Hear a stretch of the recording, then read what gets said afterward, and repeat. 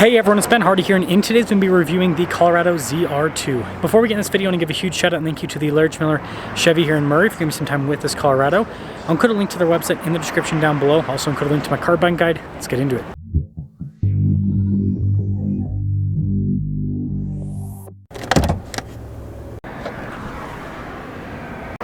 Powering this is a turbo 2.7 liter 4-cylinder that goes through an 8-speed automatic transmission. Fuel economy is 17 around town and then 17 on the highway, with power outputs being 310 horsepower and then 430 pound-feet of torque. Before I move forward with this review, I do want to mention if you want to see more videos just like this, then I recommend you subscribe because I post content every single day. So with the ZR2, you get the cool raised section there on the hood. It's not hidden, but it's not as prominent on a black truck like this. And then you got the new headlight design. You can see the turn signal indicators. And then I like this little venting there on the side. Fog lights here at the bottom. Now with the regular ZR2, you still get some skid plate protection and everything underneath. Still get an aggressive approach angle, just not quite as aggressive as the Bison version. Now our tire wheel setup is 285 by 70 by 17 in the front and over in the rear. So almost 33s, and everyone will just call them 33s. Anyways, you can see with the wheels, really cool design there. I like the finish with that. Big chunky fender flares. You've got rock rail protection here on the side, so it's got all the off-road stuff you need. And then you've got the Multimatic shocks. Now you don't get the fancy bump stops that the Bison has, but it still has plenty of travel, plenty of compression. But there is your side profile.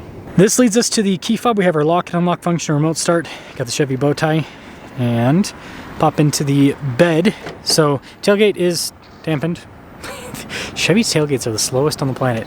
But you do have protection here from factory at the bed. You've got an outlet there as well. You've got the drainable storage here on this little section. You just move these here, push this down. Move these to the side, and then you can, tabs easier. Lift this up, so that's nice. And then, yeah, you gotta usually do it with two hands, but you can kind of manage with one. Tailgate's easy to lift up. You can see ZR2 there in the back. Back bumper's painted, so it's fancy. Now popping inside, this is a big change with the ZR2, so you guys can see with the crazy stitching, but these seats are now standard in the ZR2, so you can no longer get the seats with the cloth inserts anymore. You've got to get the full-on leather bad boy seats. Do a little storage pocket there. You can see you've got some vents here in the back, USB ports as well. You can see with the mats there at the bottom. Not a ton of legroom. Again, mid-size pickup trucks are kind of known for that. Rear window, though, does open. And then you do have a decent amount of headroom.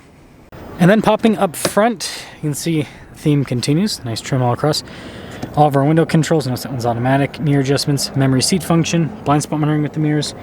Payload capacity is 1221. And here's the front seat, perforated all down the center. And like I said, this is now standard. We've got our power adjustments there. You can see here with the trailer brake controls, and then cool trim around the vent.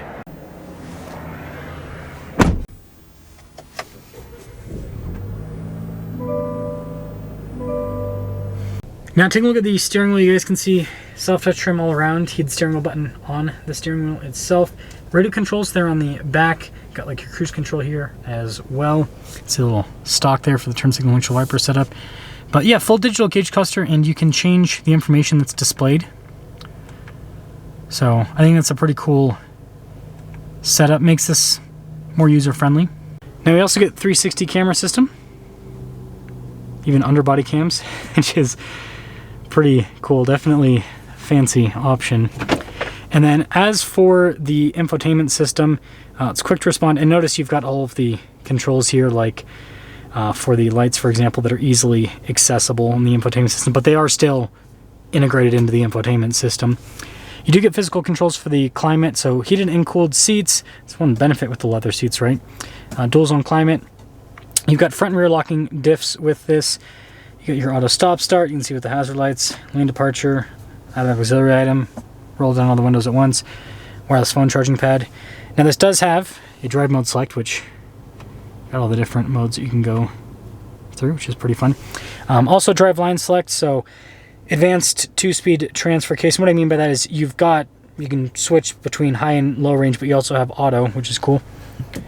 You've got your shifter here for the 8-speed. Some cup holders, got some good storage. I like this trim here on the top. Rear view mirror, and then we do have a sunroof up top as well. So you guys can see the total MSRP here, $53,385, and that is the one downside potentially for some of you for this new ZR2 is that, again, there's more standard equipment, so the pricing is going to be a little bit higher than before, but let's take it out.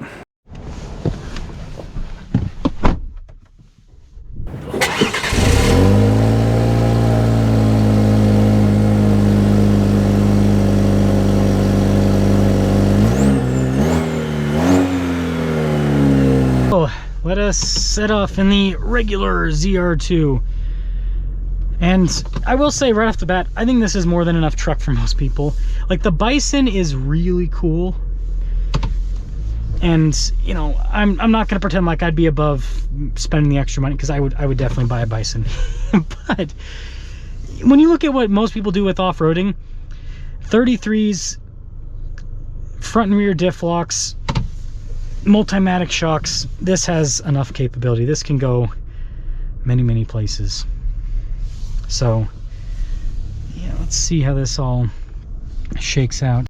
Okay folks, this is going to be a little bit of a different review because guess what, my GoPro died again. I've just decided at this point I'm just going to get all new equipment next year. That's what we're going to do. That'll be our big change on the channel, is just get new equipment. I mean, this camera equipment's been pretty good. Here, let me show you. I've had that GoPro right there for, I don't know, like over probably almost 6 years at this point, and it's done great. It's been super reliable, but lately it's not been all that reliable. But anyways, ZR2. Suspension's very comfortable on the ZR2, so that's a big plus, and I'll show you guys the power here.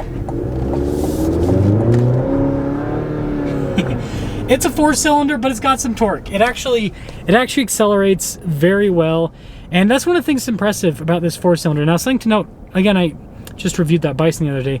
When you do throw the 35s on, it definitely slows things down a little bit, and so, yeah, I still think the Bison edition should come with like a turbo V6, but you know, that's neither here nor there. It's with this truck, it's more than enough power. Like, this setup is great. I like the steering too. It's electrically assisted, and it's a pretty quick rack overall. The seats in this are pretty darn comfortable too. And you can see the low end grunt here. Like, yeah, you're going up in the RPMs a little bit, but it's nice. It's a solid torquey power band overall, and the suspension comfort's great. Again, with these Multimatic shocks, it still drives like a truck. That is something to note that's important, is it's not like it drives a car like some other modern trucks. It still has that kind of, you know, it's body on frame, right? Still has that bouncing back and forth, and I think part of that is because it uses leaf springs still. I think the leaf springs make it so that it doesn't feel quite as planted as some of the other modern pickup trucks, not as car-like as the other modern pickup trucks, but it's not bad. Still drives really well, and big compression. These shocks handle big compression really well. So, I mean, overall, the ZR2 here is pretty darn cool. It's a fun truck, and the coolest thing here, we'll go to this little dip. It's not a big one, but yeah, you can just drive through stuff and not even think about it, because it just has, just like, boom. It handles it so well. That's the thing, is you don't realize how nice this is until you drive like a vehicle that doesn't have these shocks, and then you go, oh, it does make a big difference. So, sorry about the camera failure there, but let me guys think about the ZR2 Colorado. Let me think about Chevy upcharging in the sense of just making it so more equipment standard, so then the truck's more expensive. Do you like that? Do you not like that? I'll see you.